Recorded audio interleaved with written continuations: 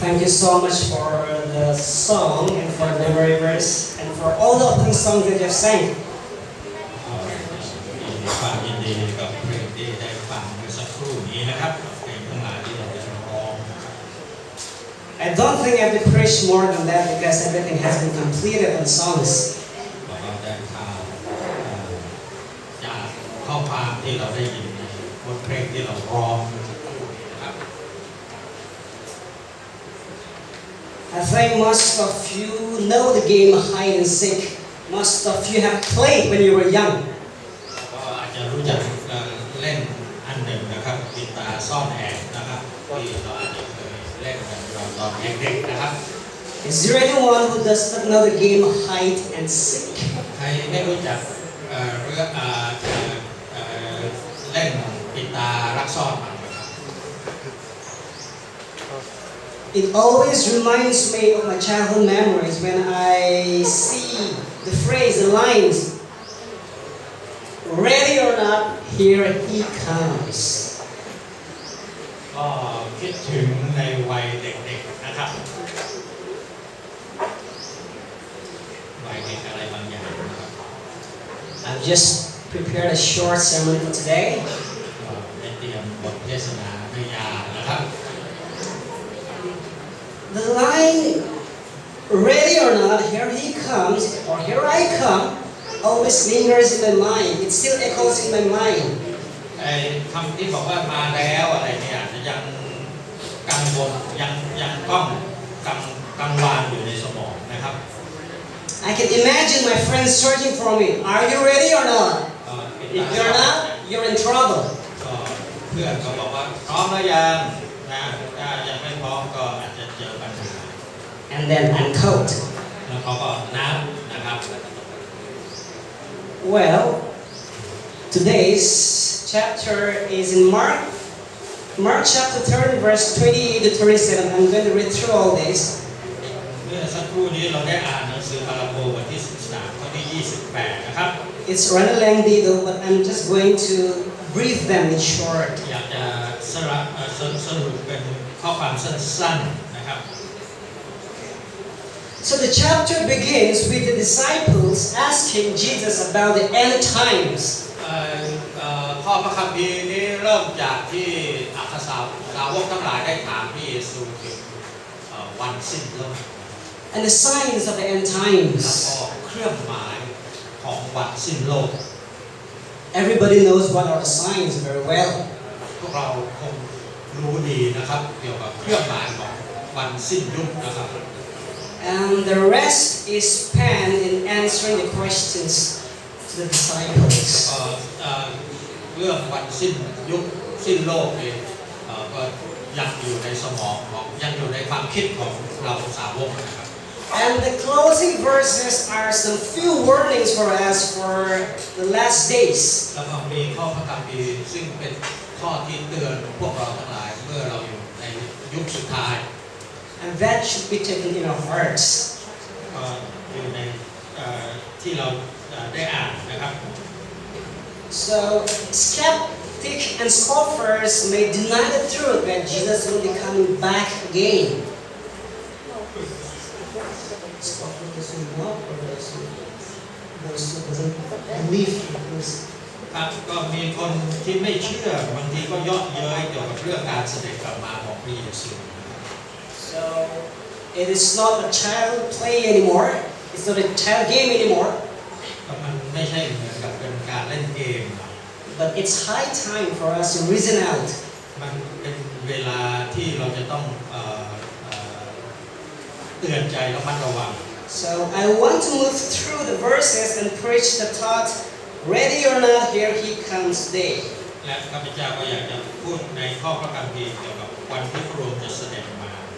Because Jesus did not want you to be found unprepared on that day. เพราะว่าพระเยซูคริสต์เจ้ามีพระประสงค์ที่จะให้พวกเราทั้งหลายเตรียมตัวพร้อมสำหรับวันที่พระองค์จะเสด็จกลับมา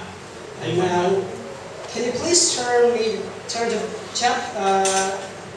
Mark chapter 13, verse 28 to 27. ถ้าเราเปิดในพระคำมาระโกบทที่13 Let's notice some of the warnings and the signs given. ให้ลอง พิจารณาถึงข้อความที่เตือนพวกเราทั้งหลาย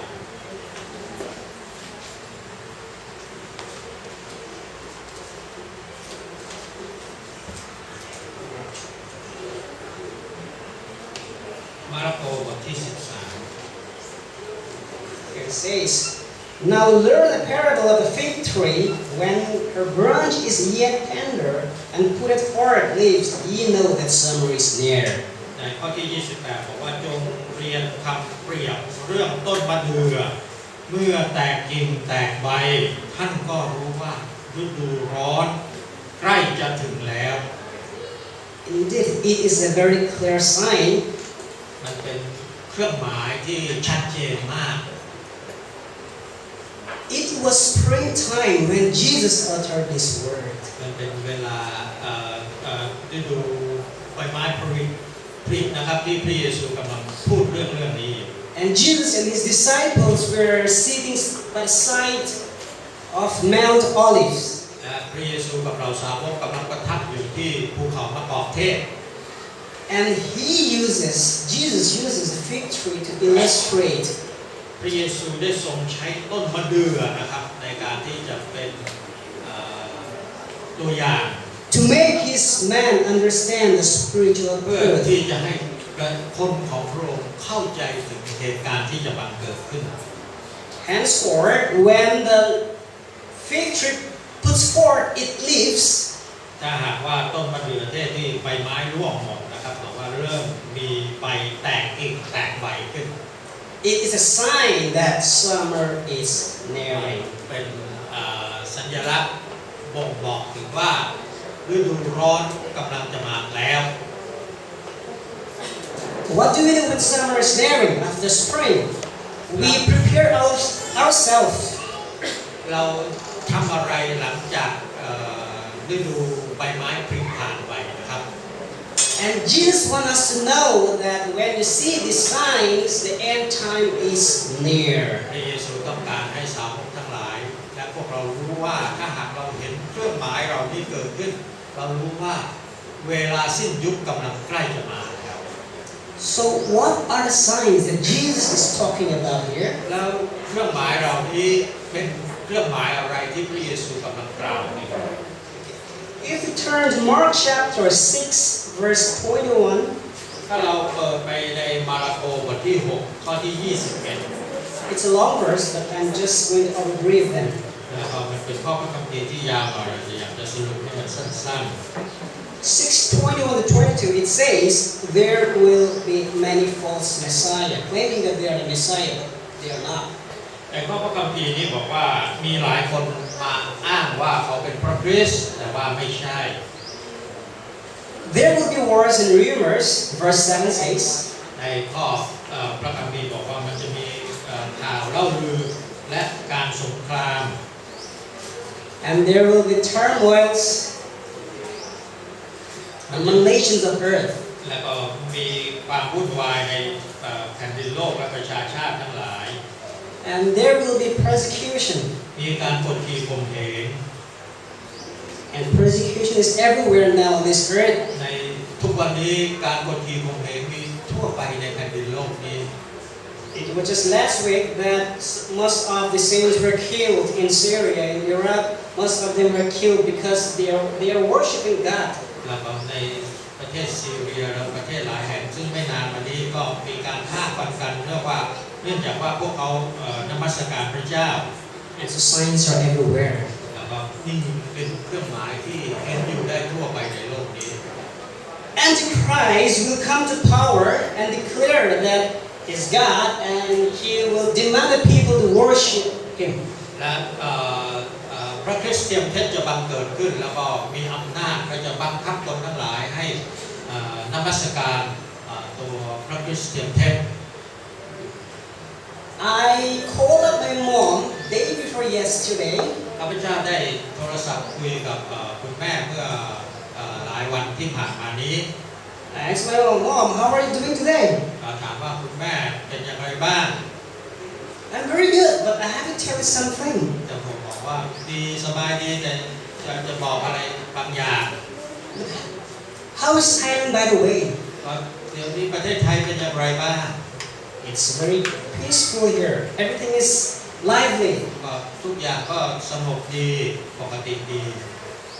But my mom told me แต่คุณแม่บอกว่า that something is not going right there back home. ว่ามีอะไรบางสิ่งบางอย่างที่มันไม่ปกตินะครับที่ทางบ้าน You know what? รู้ไหมอะไร The Catholics, ชาวแคทอลิก the Catholics are trying to unite all the religion in the name of peace. และจะพยายามที่จะรวบรวมคนทั้งหลายโดยใช้คำว่าสันติภาพ They are distributing clothes. They're giving money to the poor and to the people and to the needy. แล้วเขาได้แจกจ่ายเสื้อผ้าให้กับคนยากจนคนที่มีความต้องการ It's a very good thing that they're doing like this. เป็นสิ่งที่ดีที่พวกเขาเหล่านั้นได้ทำสิ่งนี้ But Satan is very cunning that he's using the other way around in accumulating the people. แต่ว่าซาตานก็ฉลาดในการที่จะใช้วิธีบางอย่างรวบรวมผู้คนให้มากมาย In the name of peace, they will go. เขาจะใช้ชื่อว่าสันติภาพที่เขาจะดำเนินต่อไป And that's where Satan plays an important role. แล้วก็นั่นแหละเป็นวิธีการที่ซาตานจะได้ใช้ในการดำเนินกิจการของมัน My mom told me, be ready always, anything can happen. คุณแม่ก็บอกว่าขอให้เตรียมพร้อมเสมอ If ทุ you กสิ่ง die, ทุกอย่างอาจจะเกิดขึ้นได้เสมอ if you die there, ถ้าหากว่าท่านลองนึกดู Jesus has come พระเย for ซู you. ได้เสด็จมาเพื่อท่าน Now Jesus is telling these terrible signs yet to come, but some has already been fulfilled though. พระเยซูได้พูดถึงเครื่องหมายต่างๆเหล่านี้ซึ่งบางอย่างได้บังเกิดขึ้น So the pieces are falling into its place. บางสิ่งบางอย่างก็ได้เกิดขึ้นในสถานที่ And the world is preparing itself โลก in ของเรานี้ fulfilling the God's prophecies. และโลกของเรานี้ก็ได้เตรียมตัวที่จะทำให้คำพยากรณ์ต่างๆที่บอกไว้ในพระคัมภีร์บางสำเร็จเกิดผล You know the signs are everywhere and you are not to ignore. เราเห็นเครื่องหมายต่างๆเหล่านี้เกิดขึ้นทั่วไปแต่บางทีเราก็ไม่ได้ใส่ใจ If you think that you can't see any signs, that means you are spiritually แต่ blind. ถ้าหากเราบอกว่าเราไม่เห็นเครื่องหมายอะไรที่พระเยซูได้บอกไว้เลยก็คือหมายความว่าชีวิตฝ่ายจิตวิญญาณของเรากำลังจะตาย In fact, we're living here comfortably. Nothing is happening here, so to say, comparing with other countries. พอเราอาจจะอยู่ที่นี่เมื่อเทียบกับที่อื่นๆเราก็ดูเหมือนว่าจะไม่มีอะไรเกิดขึ้น We should be thankful, but in fact, เรา we จะต้อง should also know the signs. เราจะต้องขอบคุณพระเจ้าจริงๆแล้วเราจะต้องเรียนรู้ถึงเครื่องหมายต่างๆเหล่านี้ Now, if in verse 31, it says, Heaven and earth shall pass away, but my words shall not pass away. Mark chapter 30, verse 31. ในข้อที่ 31 บอกว่าแต่วันนั้นโมงนั้นไม่มีใครรู้ถึงบรรดา 31 ฟ้าและดินจะร่วงไปแต่ถ้อยคำของเราจะสูญหายไปหามิได้เลย It is a strong confirmation that His words will never pass away. นี่เป็นคำเตือนบอกเราทั้งหลายให้มั่นใจว่าถ้อยคำของพระเจ้าจะสูญหายไปก็หาไม่ได้ In Psalms 119 verse 89 it says, the word of God is eternal. ใน Psalm ในพระธรรมสดุดีบอกว่าพระคำของพระเจ้าเป็นพระคำที่นิรันดร Every word will stand forever. Isaiah chapter 40 verse 8. พระคำของพระองค์จะยั่งยืนเป็นนิจ every prophecy will be fulfilled. Matthew chapter 5 verse 18. พยากรณ์ทุกอย่างที่กล่าวไว้ในพระคัมภีร์จะต้องสำเร็จ So what does it mean to us? แล้วมันหมายความว่ามันมีความหมายอย่างไรต่อเรา What is it trying to say? ในที่นี่พยายามที่จะบอกเราทั้งหลายว่า What have we understood by this? สิ่งที่เราจะต้องเข้าใจก็คือสิ่งที่ว่า And so, it serves to remind us that the word of God should be taken in our hearts. ที่เป็นการเตือนพวกเราทั้งหลายว่าพระคำของพระเจ้าจะต้องอยู่ในใจของเราเสมอ And so this is a call for everybody to believe in the Bible. และนี่เป็นสิ่งที่พระคัมภีร์เรียกเราทั้งหลายนะครับ And so His words will never pass away. Everything will be fulfilled. คำถ้อยคำของพระเจ้าจะไม่เสื่อมหายสูญหายไปไหน Just be ready. แต่จะเกิดและเพราะฉะนั้นเราจะต้องให้พร้อมเสมอ In John chapter 14 verse 3, Jesus says that He is coming again. How sweet that is. Jesus is coming ใน again. พระธรรมยอห์นนะครับพระเยซูทรงตรัสบอกว่าพระองค์จะเสด็จกลับมาอีก What if He comes right now?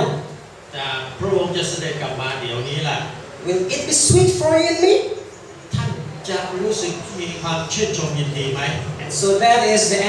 question we have to answer right now นี่ today. คือคำถามสุดท้ายที่ท่านทั้งหลายจะต้องตอบในวันนี้ Because eternity is at stake. เพราะว่าชีวิตชั่วนิรันดร์กำลังอยู่ต่อหน้าเรา It is a promise that is so sure. It's like the sun rising up in the morning and the sun setting in the evening. That's how sure it is. คำสัญญาที่จะต้องบังเกิดแน่นอนเหมือนอย่างที่ดวงอาทิตย์จะขึ้นในทางทิศตะวันออกแล้วก็ตกในทางทิศตะวันตกก็เป็นอย่างนั้นแหละจะแน่นอน Now in the on verse 32, it says,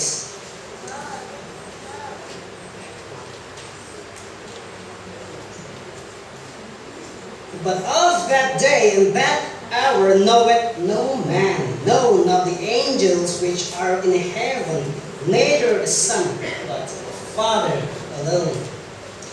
ในข้อที่32ข้อที่32บอกว่าแต่วันนั้นโมงนั้นไม่มีใครรู้ถึงบรรดาทูตสวรรค์หรือพระบุตรก็ไม่รู้แต่พระบิดาองค์เดียว So it is a hidden time. No one knows. วันเวลาที่พระองค์จะมานั้นไม่มีใครรู้นะครับ Jesus is coming, but no one knows when this event will take place. พระเยซูคริสต์เจ้าจะเสด็จกลับมานะครับแต่ว่าไม่มีใครรู้ว่าพระองค์จะมาเพื่ออะไร And so when Jesus gave the prophecy to His disciples, เมื่อพระองค์ได้กล่าวคำพยากรณ์นี้ว่าจะเกิดขึ้นให้กับสาวกของพระองค์ได้รู้ He told them that even He doesn't know. พระองค์ได้บอกสาวกนะครับว่าไม่มีใครรู้วันที่พระองค์จะเสด็จกลับมา And the point He's making is that it's foolish to predict the dates of His coming. สิ่งที่พระองค์ได้ทรงตรัสนี้เพื่อให้เรารู้ว่ามันเป็นสิ่งที่โง่เขลานะครับถ้าเราจะมาคำนวณพยากรณ์วันที่พระเยซูคริสต์เจ้าจะเสด็จกลับมา I'm not sure whether if you know some prediction long back in 1989 that Jesus will be coming by one of the retired NASA. นะครับมีคนเมื่อหลายปีที่แล้วได้ประกาศบอกว่าพระเยซูคริสต์เจ้าจะเสด็จกลับมาในวันที่เท่านั้นเท่านี้นะครับ But it never did happen. แต่ว่ามันไม่ได้เกิดขึ้น Now when Jesus comes, เมื่อพระเยซูคริสต์เจ้าจะเสด็จกลับมา He will not set His foot on the earth. พระองค์จะพระบาทของพระองค์จะไม่สัมผัสแตะต้องแผ่นดินโลกนี้ All the righteous and all the saints, those who have faith in God and those who have died, will be resurrected. แล้วก็ผู้ที่ชอบทำ คนที่เชื่อในองค์พระผู้เป็นเจ้าและคนชอบธรรมทั้งหลายจะมีชีวิตฟื้นตื่นขึ้น They will be ascended in heaven.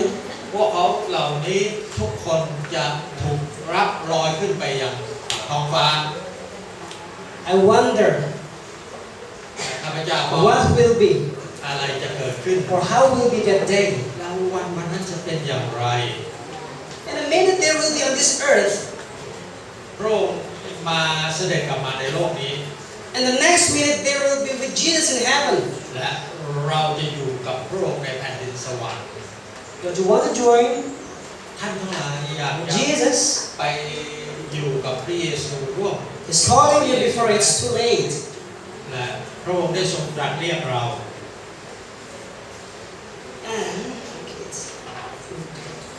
And it is God that made the earth. พระเจ้าเป็นผู้ทรงเนรมิตสร้างโลกนี้ He planned everything พระองค์ได้ทรงปลูกทุกสิ่งทุกอย่าง according to His will. ตามพระประสงค์ของพระองค์ God never told us of His coming. พระเจ้าไม่เคยบอกวันเวลาที่แน่นอนที่พระองค์จะเสด็จกลับมา And there is always a question, why? เราก็อาจจะถามว่าทำไม What if God tells you that Jesus is coming tomorrow? What will you do? ถ้าหากว่าพระองค์จะตรัสว่าพระองค์จะมาในวันพรุ่งนี้เราจะทำอะไร What will be your reaction? I just want to see. ข้าพเจ้าอยากจะรู้ว่าเราจะเกิดปฏิกิริยาอย่างไรถ้าพระองค์ตรัสว่าพรุ่งนี้พระองค์จะเสด็จมา What if you try to study or learn at the 11th hour? และเราจะเรียนอะไรในอีก11ชั่วโมงข้างหน้า You think everything goes right? และท่านคิดว่าทุกสิ่งทุกอย่างจะปกติดีไหม Or wrong? หรือมันไม่ปกติดี So I strongly believe that this is the only reason why God does not want us to be panicked. และข้าพเจ้าก็เข้าใจถึงว่าเหตุผลที่พระองค์ไม่บอกถึงวันที่ไม่บอกให้เรารู้ถึงวันที่พระองค์จะเสด็จมา In the end time. ในยุคสุดปลายโลกนี้ In fact, God will not put any advertisement on television or internet or any source or flyers that Jesus is coming. No, He will never do that. พระองค์ก็จะไม่ได้ติดป้ายโฆษณาไว้ว่าอยู่ที่ไหนอยู่ในอินเทอร์เน็ตอยู่ที่ไหนก็แล้วแต่ว่าพระองค์จะเสด็จมาวันนั้นวันนี้ And we have been told that Jesus is coming since we were childhood. เราก็ได้รับการบอกเล่าตั้งแต่พวกเราเด็กๆนะครับว่าพระองค์จะเสด็จกลับมา I remember one of my granny, she's no more though. ข้าพเจ้าก็จำเรื่องราวอย่างหนึ่งได้ว่า I've been a Seventh-day Adventist for more than now 60-70 years. มีคนบอกว่ามาเป็นเซเว่นเดย์แอดเวนทิสต์ตั้ง60-70 ปีแล้ว I heard that Jesus will be coming since I was born. แล้วข้าพเจ้าแล้วบอกคนนั้นบอกว่าได้ยินบอกว่าพระเยซูจะเสด็จกลับมาตั้งแต่เป็นเด็กๆนะครับ Is He coming? พระองค์มาแล้วยัง Is He coming? พระองค์มาแล้วยัง Yes. มีคนบอกว่า This ใช่ is มาแล้ว This is a very cunning trick of Satan to lure us to sleep by saying that there is a lot of time. และนี่คือสิ่งที่ซาตานล่อลวงเราว่าเราคิดว่ามันมีเวลาอีกยาวนานที่พระองค์จะเสด็จกลับมา How cunning is Satan, no? แล้วซาตานจะเป็นยังไงถึงเป็นอย่างนี้ He has been here for 2,000 years and we are here just 40, 20, 50 years. ซาตานอยู่มาเป็น 2,000 ปีแล้วเพิ่งอยู่ที่นี่สัก 40, 50 หรือ 60 ปี He knows everything. ซาตานรู้ทุกสิ่งทุกอย่าง You might not speak, but he can see your faces. เราอาจจะไม่พูดแต่ว่าซาตานอาจจะมองเห็นหน้าของเรา He can make it out, ซาตานก็สามารถที่จะทำอะไรออกมาได้ even right now. ได้แต่เวลานี้ Now in verse 33, it says, Take ye heed, watch and pray, for ye know not when the time is. ข้อที่ 33 บอกว่าจงเฝ้าระวังและอธิษฐานอยู่ เพราะท่านไม่รู้ว่าเวลาวันนั้นจะมาถึงเมื่อไร 34, For the Son of Man is a man taking a far journey who left his house and gave authority to his servants and to every man in his work, and commanded the porter to watch. ข้อที่34เหมือนเจ้าของบ้านคนหนึ่งที่ออกจากบ้านไปทางไกลมอบอำนาจให้แก่บ่าวทุกคน และให้รู้การงานของตนว่ามีหน้าที่อะไร และได้สั่งนายประตูให้เฝ้าบ้านอยู่ 35 Watch ye therefore, for ye know not when the master of the house cometh, and even or at midnight, or at the cock crowing, or in the morning. ข้อที่35เหตุฉะนั้นท่านทั้งหลายจงเฝ้าระวังอยู่เพราะท่านไม่รู้ว่าเจ้าของบ้านจะมาเมื่อไรจะมาเวลาค่ำหรือเที่ยงคืนหรือเวลาไก่ขันหรือรุ่งเช้า Lest coming suddenly he find you sleeping. จงเฝ้าระวังอยู่กลัวว่าจะมาฉับพลันและจะพบท่านนอนหลับอยู่ Last word he says, and what I say unto you, I say unto all, watch. ซึ่งเราบอกพวกท่านเราก็บอกคนทั้งปวงด้วยว่าจงเฝ้าระวังอยู่เถิด So this watch appears 3 times. ในข้อพระคัมภีร์นี้บอกว่าจงเฝ้าระวังถึง3 ครั้ง We are challenged to watch. เราจะต้องเฝ้าระวังมองดู Jesus wants his people to be alert always. พระองค์ได้ทรงเตือนคนของพระองค์ว่าจะต้องตื่นตัวเฝ้าเตรียมตัวพร้อมอยู่เสมอ It is the idea of a watchman who dares not sleep. เป็นเหมือนกับคนที่เป็นคนเฝ้ายามนะครับเราเฝ้ายามเราจะไม่หลับไม่นอนนะครับ His ears wide open and eyes open, เราจะต้องเปิดตาเปิดหูอยู่เสมอเพื่อเป็นคนยาม doing his duty diligently. และทำหน้าที่อย่างชาญฉลาด So, Jesus wants us to be very attentive, พระองค์ต้องการให้เราใส่ใจระมัดระวังอยู่ตลอดเวลา to be very watchful, เราจะต้องเฝ้ามองดูระมัดระวังอยู่เสมอ to be very alert, เราจะต้องตื่นตัวอยู่เสมอ because God is coming at a time. เพราะว่าพระเยซูคริสต์เจ้ากำลังจะเสด็จกลับมา Because ye know not when he comes. เพราะว่าเราจะไม่รู้ว่าพระองค์จะมาเมื่อไร He will come like a thief in the night. พระองค์อาจจะมาในเวลาหัวค่ำหรือในเวลาเที่ยงคืน He might come anytime. พระองค์อาจจะมาเวลาไหนก็ได้เราไม่รู้ The only question is, are you ready or not? คำถามก็คือว่าท่านเตรียมพร้อมแล้วอย่างหรือว่ายังไม่พร้อม Not only that, we are also challenged to work. If you read the verses, และยังไม่เท่านั้นเองเราได้รับการท้าทายจากองค์พระผู้เป็นเจ้าว่าเราจะต้องทำงานรับใช้พระองค์ watch, work. และงานอะไร So, if you read the verses, Jesus himself is the house owner and he lived for a journey. พระองค์ได้ทรงเปรียบเทียบว่าพระองค์เหมือนกับเป็นเจ้าของบ้านนะครับที่ออกจากบ้านไปแล้วก็มอบหมายให้บ่าวทั้งหลายดูแลบ้าน And assigning some of the tasks แล้ว to ก็ servants. มอบหมายการหน้าที่ต่างๆให้บ่าวที่อยู่ในบ้านแต่ละคนท He encouraged the servant to work till he comes. ำพระองค์ได้ทรงให้หนุนใจพวกเราทุกคนให้ทำงานจนกว่าพระองค์จะเสด็จกลับมา He does not want the servant to be shirking in their work when he comes back. และต้องการให้เห็นว่าทุกคนมีความซื่อสัตย์ในการทำงานเมื่อพระองค์จะเสด็จกลับมา So there are few questions that we need to ask. มีคำถาม2-3 คำถามที่เราอาจจะต้องถาม Number one, do you know ท่านทั้งหลายรู้ไหมครับ what the Lord wants you to do? พระองค์ต้องการให้ท่านทำอะไร Two, ข้อที่ are you doing what He wants you to do? 2ท่านได้ทำตามที่พระองค์ต้องการให้ท่านทำไหม Or are you willing to ask Him if you do not know? ท่านม มีความปรารถนาที่จะถามพระองค์ไหมถ้าท่านไม่รู้ว่าพระองค์จะให้ท่านทำอะไร If Jesus were to return today, ถ้าพระเยซูคริสต์เจ้าจะเสด็จกลับมาในวันนี้ will he find you serving him or carrying out his work? พระองค์จะพบว่าเราทำงานรับใช้พระองค์ในหน้าที่การงานของพระองค์อยู่หรือเปล่า